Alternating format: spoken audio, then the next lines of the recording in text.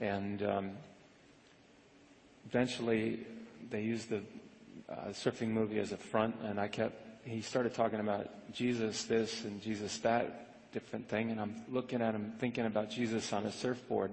Right? He walks on water, but he might not surf, right? Yeah. So I said, you want me to play Jesus? And he says, yeah. And the next day, he called me at home, and he tried to talk me out of it. And, that's how it is. You make a commitment to Christ that you're going to do that, and then the devil comes in and sifts you out. And all of a sudden, I shouldn't have had this meeting. I shouldn't have done this. I've done all these things, and people will find out eventually that this is the kind of person I am. And I can't do this movie. I'm the wrong guy. I shouldn't direct this. And so he called me. He says, if you do this movie, you may never work in this town again. Many of you, by raising your hands here or in North County, watching by video, how many of you have seen The Passion of the Christ? Yes, you've seen it before. How many of you have not? Okay, we'll slap you later. It's no problem.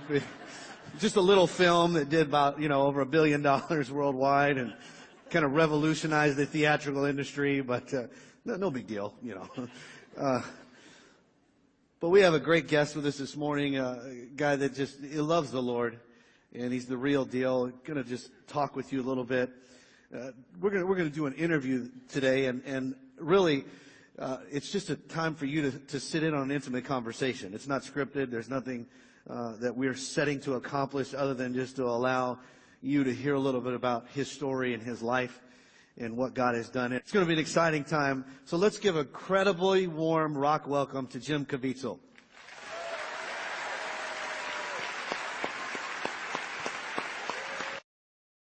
And he looks to his brothers and he says, let me burn.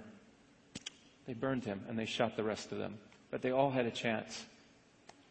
Now, is that hard to hear? Is the passion hard to watch? Your death is imminent. I hear people all the time in Hollywood, they say, you know what? My agent just died.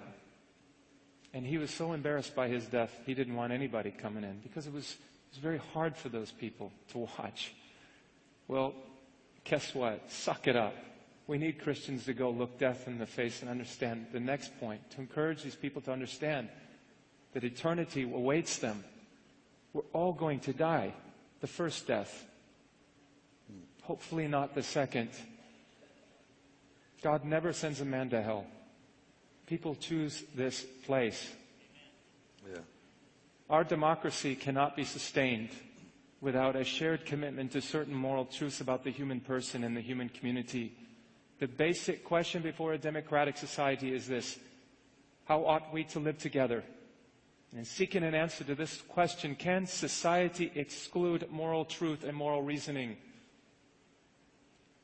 Set yourselves apart from this corrupt generation, my brothers and sisters. You weren't made to fit in. You were born to stand out. That's right.